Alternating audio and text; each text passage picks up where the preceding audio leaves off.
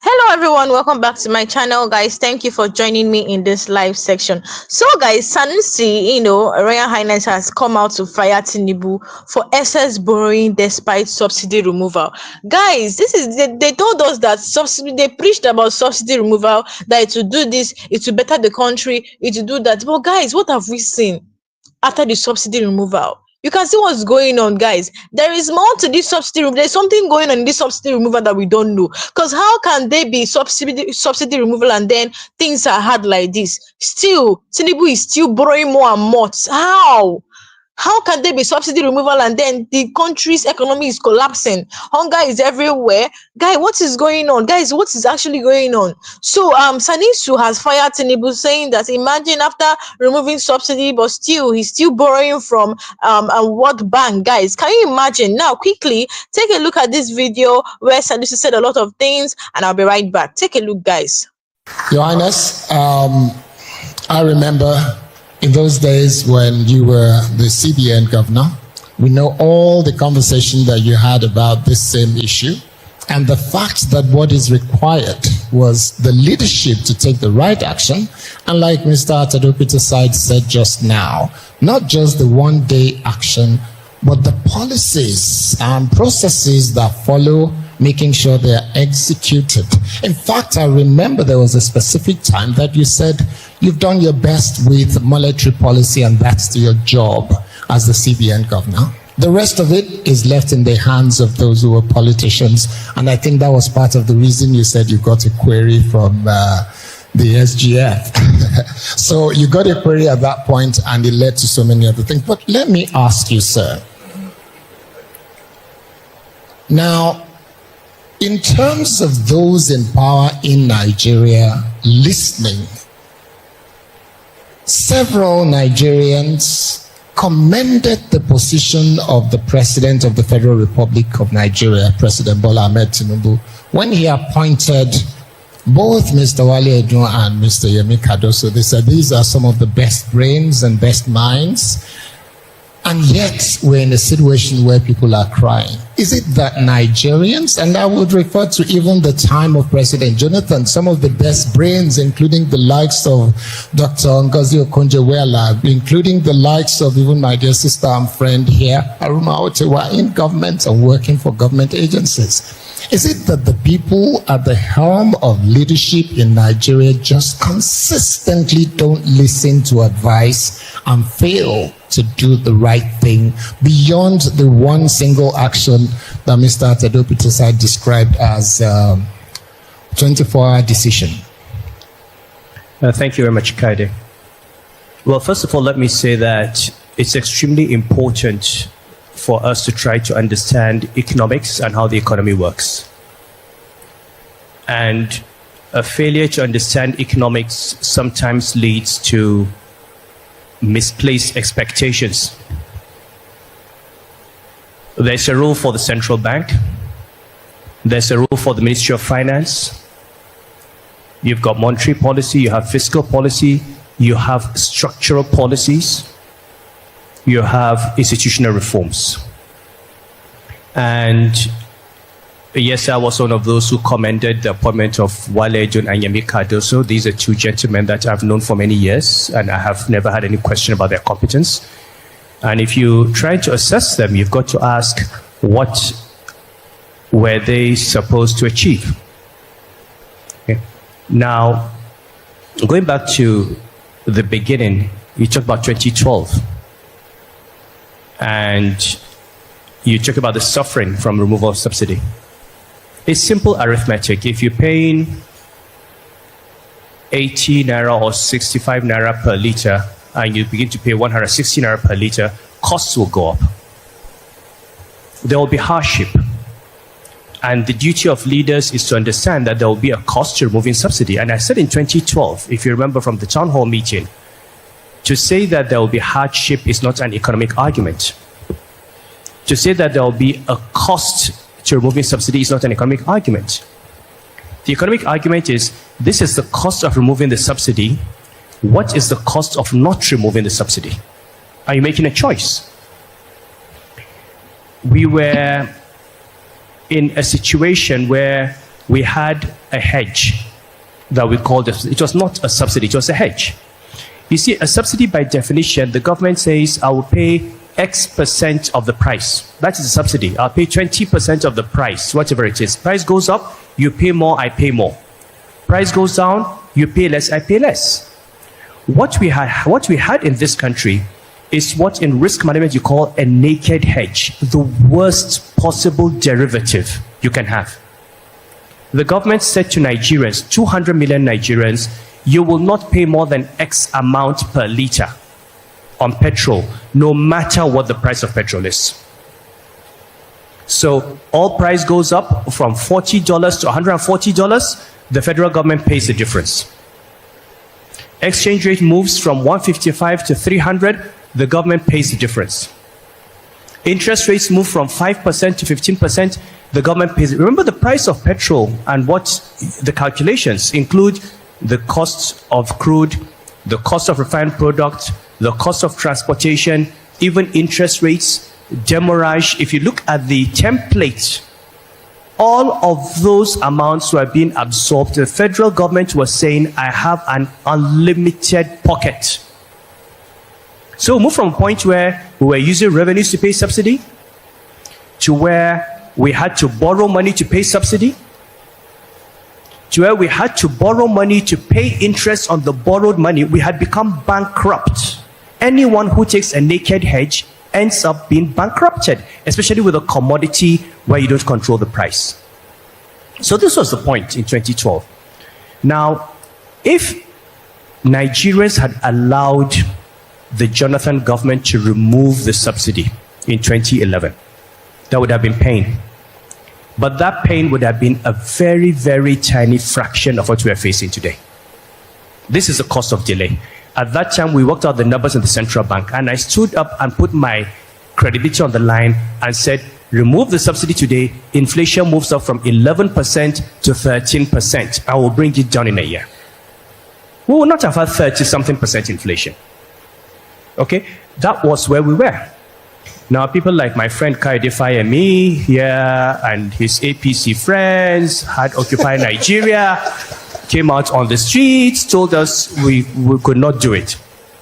And I remember calling one of my friends. And this is, we should talk about these things because it's important. There's a kind of poetic justice.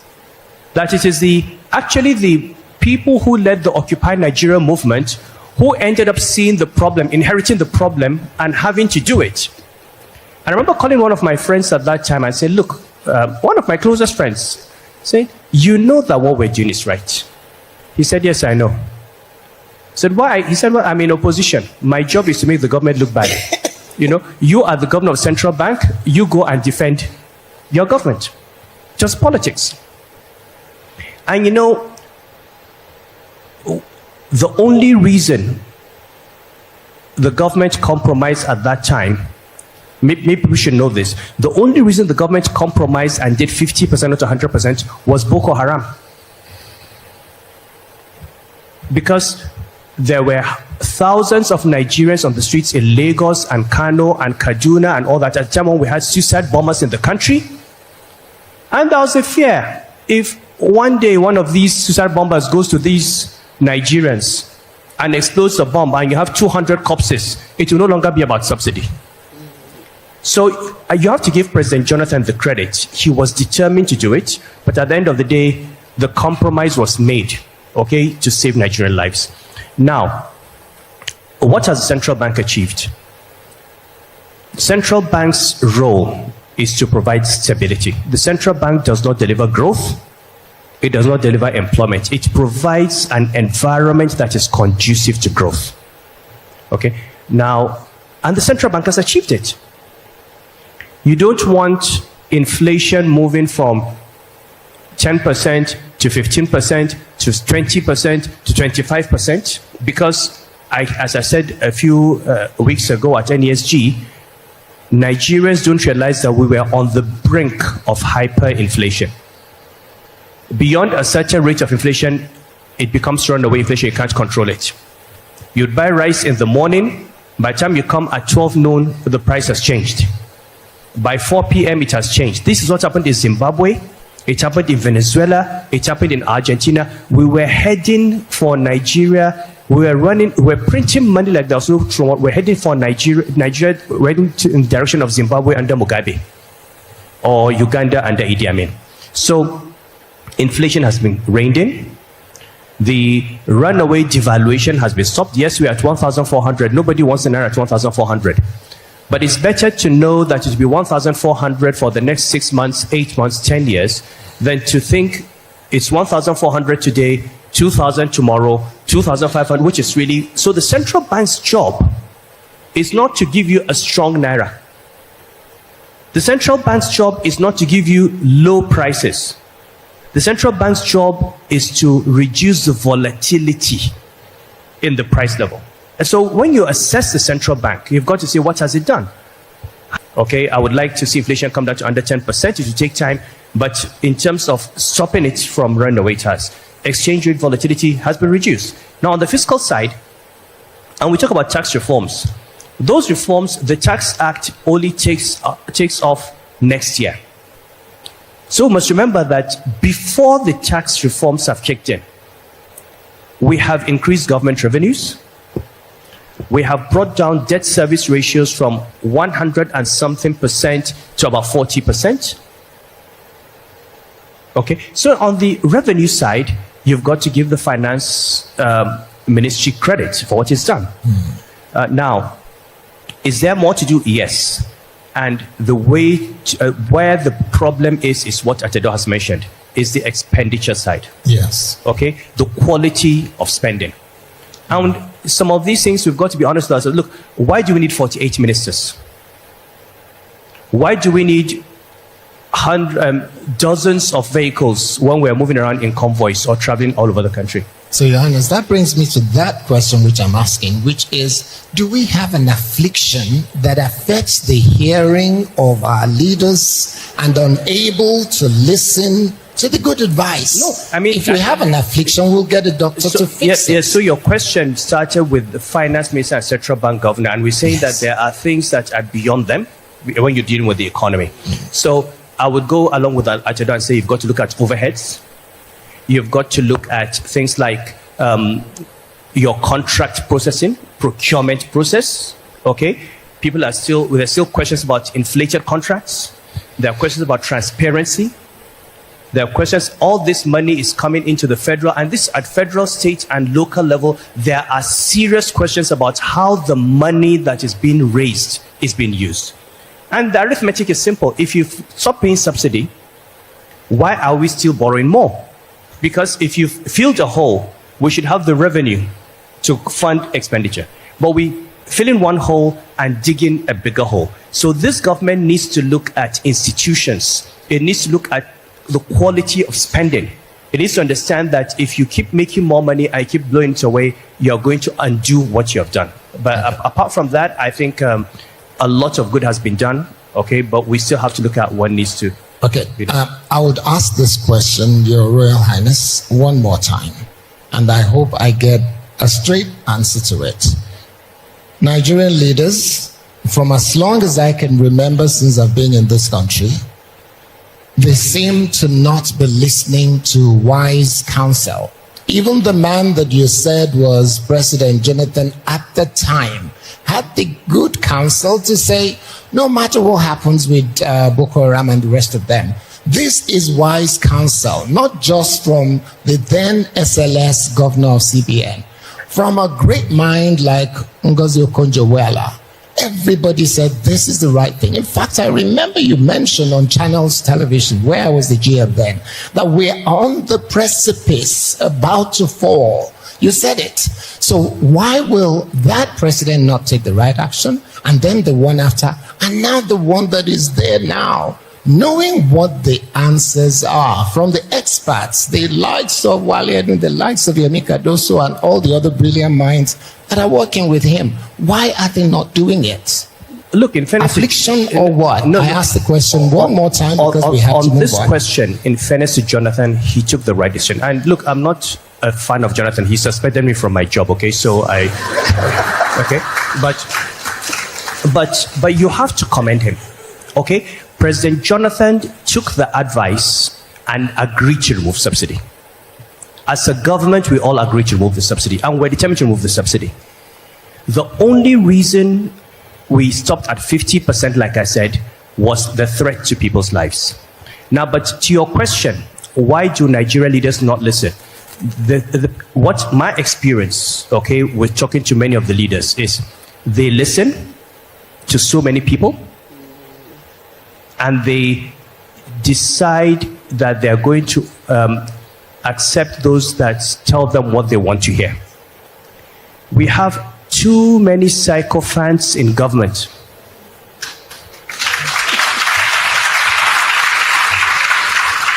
Look, you need to say, when I got to, you sit in the meeting and the president is there and people are speaking and the first thing they say is, Mr. President, I would like to thank you for your leadership to this country. In fact, you know, God has blessed Nigeria by making us your leader. If you were not there, I don't know where we would be. By the time these people lay this foundation, it is their advice that the president takes. Okay? People like me who would say, Mr. President, there are some things that are wrong. When you leave, they say you are his enemy. Okay? So the problem is that when leaders allow themselves to be surrounded by praise singers and by sycophants, they never get good advice. So people like Atedo and myself are always enemies of state because people don't like hearing the bad news. There was nothing we didn't say to Buhari about printing money, about ways and means, about the exchange rate, about subsidy. But every time you spoke about the economy, it was seen as a personal attack against the president. And there are people around him who convinced him that this person is your enemy. That's why he's saying this. Okay. So we need to begin to ask as leaders, who do we surround ourselves with? And please, those who are ministers and those who speak to the president, it is not to your benefit to turn yourselves, you disgrace yourselves, you debase yourselves by turning yourselves into praise singers. Okay.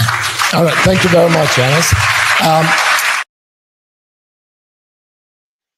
So, guys, you've heard what Sanusi said. So, the former central bank governor of and also emir of Kano, Mamudu Sanusi, too, has once again spoken out, this time taking direct aim at President Bola Ahmed Tinubu's administration.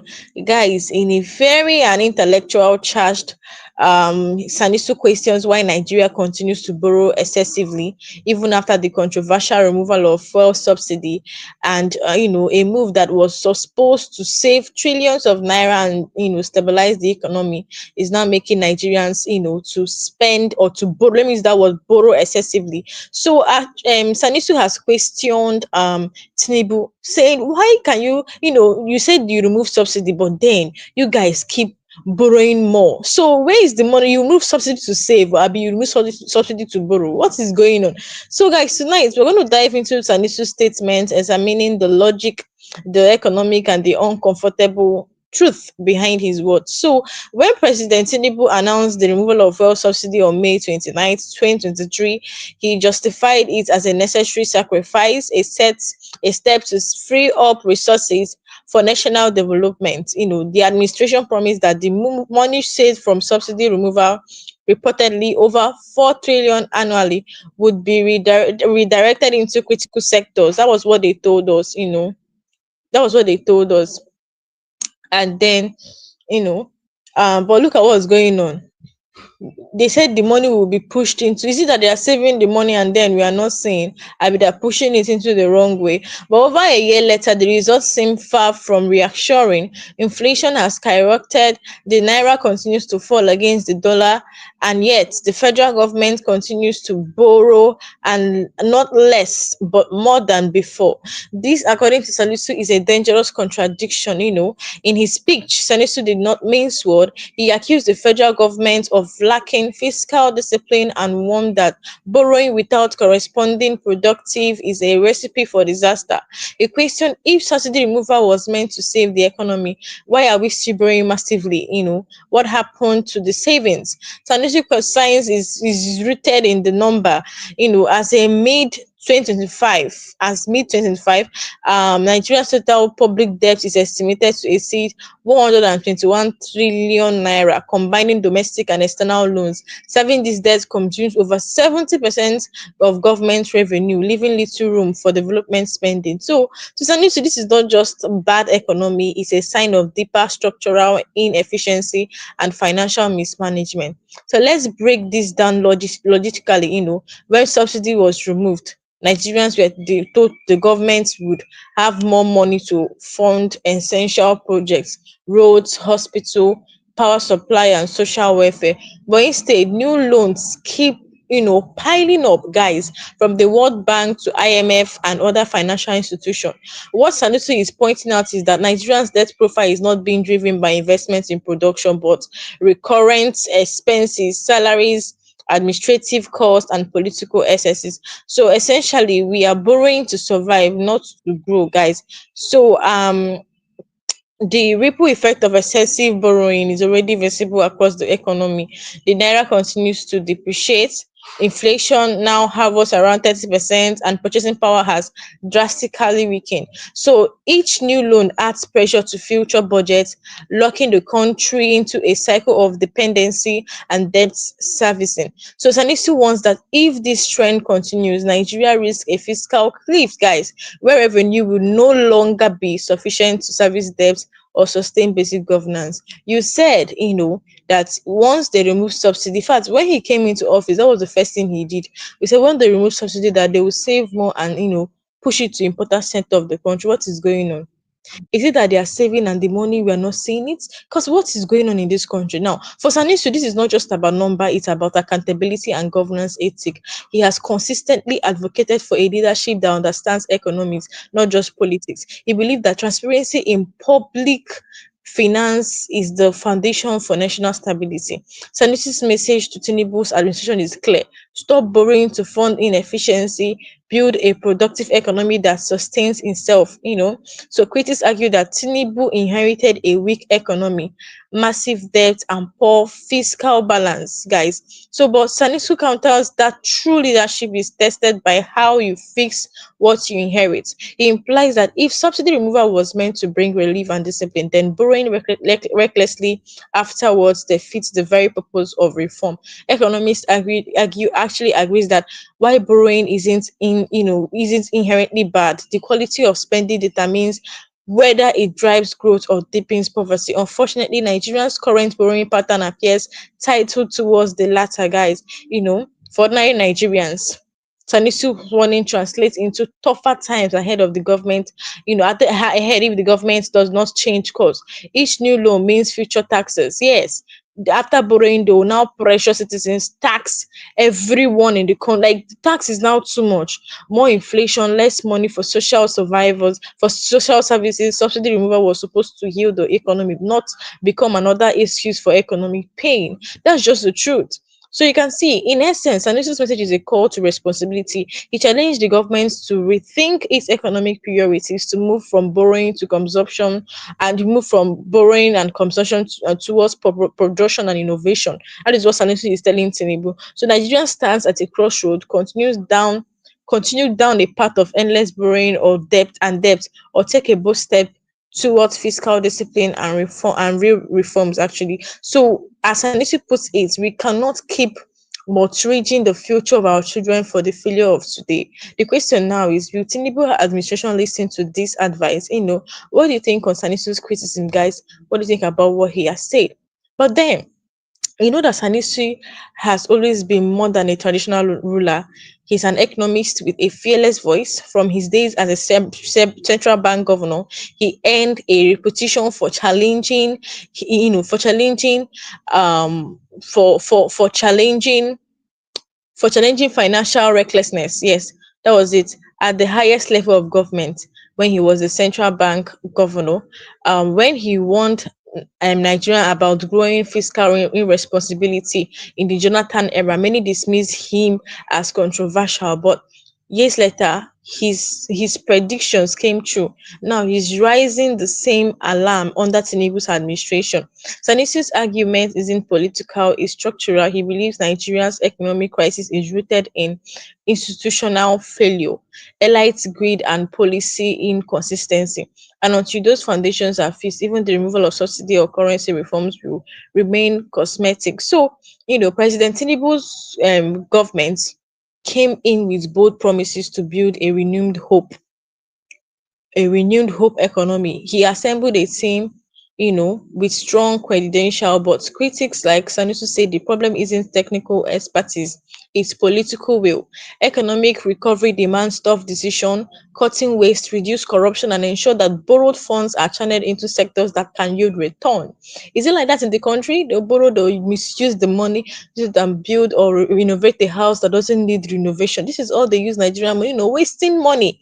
Instead, what we see, according to Sanusi, is a government still heavily dependent on loans, still maintaining bloated administrative costs, and still operating as if Nigeria's treasury is bottomless. So you can see every naira borrowed without clear productive impact creates a silent tax on future generations. Like this now, even an unborn baby in his stomach is gonna pay tax.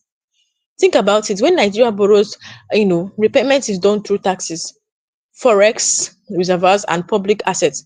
Yet, if those loans don't generate wealth or jobs, citizens end up paying for government's failure. So, Sanisu's concern is deeply patriotic. He's asking, where is the growth to justify all these debts? So you can see now, no matter the kind of decision the governments are making, it is the citizens that will still pay back, that will still suffer. When two elephants are fighting, it's those on the ground, it's the ground that is hearing it, that is, getting all the pain. I don't know, I've forgotten how they put it. But what I'm trying to say is whatever decisions the governments make, is the citizen that suffers it the more. Okay, they say when two elephants is fighting, is the ground that suffers it the more. The same thing, because any decision that they take is the citizens that will still suffer it. Is their taxes that will be used to pay, and when they put more taxes on citizens, it cripples economy, it cripples the nation, it cripples them. So Nigeria's youth unemployment rate remains among the highest in Africa.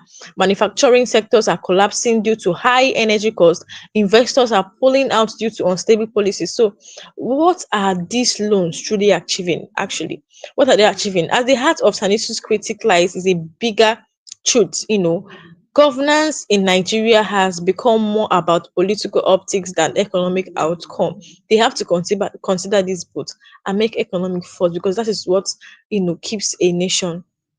If people keep dying of hunger, will anybody remain in this country? He insists that true reforms must begin with leadership by example, where public officers reduce waste, cause unnecessary travels, most especially. How many times have Tinubu traveled since he became the president of Nigeria? And show empathy for citizens' struggle. That is just it. The subsidy removal, according to him, should have been followed by visible reforms like investments in mass transportation, renewable energy, and food security, not an increase in government luxury spending.